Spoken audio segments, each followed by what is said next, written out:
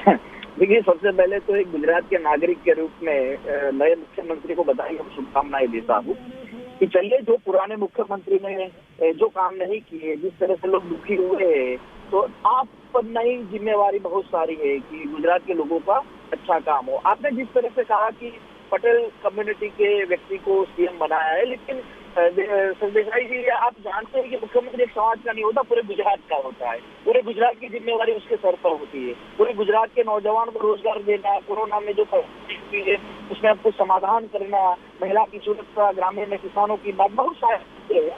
तो इस मुख्यमंत्री को बहुत सारा जिम्मा है। सवाल ये है कि वो अपने दफ्तर काम करेंगे या दिल्ली से जो ऑर्डर होंगे उस पर काम करेंगे, क्योंकि बहुत सारी चिंताएं भाजपा के विधायकों में, क्योंकि नहीं, सवाल ये भी है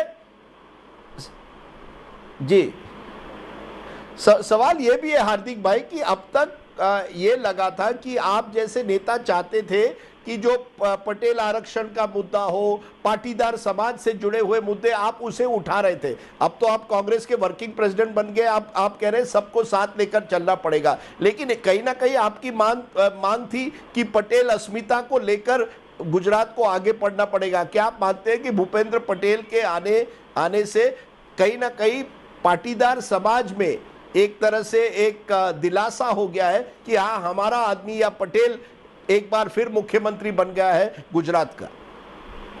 देखिए, पटेल कम्युनिटी ने हर वक्त एक ही बात सोची है कि हमारा व्यक्ति हो या ना हो, लेकिन उसकी जिम्मेवारी हो कि वो सब लोगों के हितों के बारे में सोचे।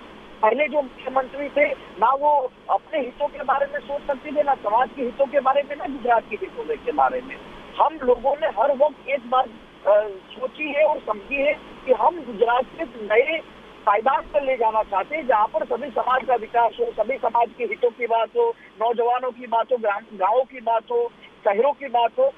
अभी जो मुख्यमंत्री बने, उस मुख्यमंत्री पर बहुत सारी चिंताएं भी होगी कि क्या मैं इन सारी चिंताओं पर काम कर पाऊंगा।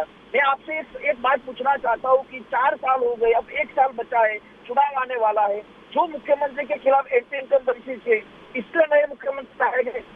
लोगों को ये दिखा कि देखिए, पुराने मुख्यमंत्री के कारण आपके साथ ये हुआ, हम एक नया मुख्यमंत्री लोगों के बीच लाए हैं। लेकिन गुजरात के लोग सिर्फ और सिर्फ ये नहीं चाहते कि मुख्यमंत्री बदला जाए। गुजरात के लोग चाहते कि सरकार बदली जाए। नहीं, ये आखिरी सवाल आपको हार्दिक जी, कि अब क्या मुद्दा रहेगा आपका? आप कह रहे हैं कि आप एक तरह से कह रहे हैं जो बेरोजगारी का मुद्दा है या कोविड मैनेजमेंट का मुद्दा है, क्या इस पर चुनाव अगले साल लड़ा जाएगा या एक बार फिर जातीय समीकरण होगा गुजरात में और उस जातीय समीकरण के आधार पर चुनाव लड़ा जाएगा? क्योंकि अब तक तो पटेल समाज खासकर की इतने सालों से बीजेपी के साथ है। 17 में नहीं था, आप देख सकते यहाँ पर, इसीलिए बीजेपी डबल डिजिट तक आ गई। 17 के तो सिर्फ 10 सीटों के लिए कांग्रेस की सरकार बनते रह गई थी। लेकिन सवाल ये है कि 2022 का चुनाव बेरोजगारी के मुद्दे पर होगा, गांधी और सरदार के मूल्यों को मजबूत बनाने के लिए होगा, किसानों के लिए होगा, महिलाओं की सुरक्षा के लिए होगा, मध्यम वर्गीय परिवारों के लिए होगा, महंगाई के खिलाफ होगा। और 2022 के चुनाव में गुजरात की जनता ने मूड बना लिया है कि इस बार सरकार मिलनी है। भाजपा ने हमारे साथ धोखा किया है, उस धोखे का जवाब अगली बार वोट के रूप में हम जनता आने वाले दिनों में सत्ता के सामने देगी। एक आखिरी सवाल, यहां तो बीजेपी ने कम से कम अपना मुख्यमंत्री नया चेहरा दे दिया, कांग्रेस में क्या हो रहा है? अभी भी ये है कि कांग्रेस क्या किसी नए चेहरे को लेकर इस चुनाव में जाएगी? क्या आप चेहरा रहेंगे? कांग्रेस की संगठन में जो मजबूती होनी चाहिए वो दिखती नहीं है। बीजेपी तो लगता है अब तैयारी कर रही है चुनाव के लिए, आपका क्या होगा? इस तरह से 2017 के चुनाव में आप आए तो उसी प्रकार इस बार आइएगा। हमारा संगठन बहुत मजबूत है। हम ग्रामीण इलाकों से लेकर मध्यम वर्गीय परिवार तक और बड़े शहरों तक हमारे संगठन को लेकर मजबूती से हम काम कर रहे हैं।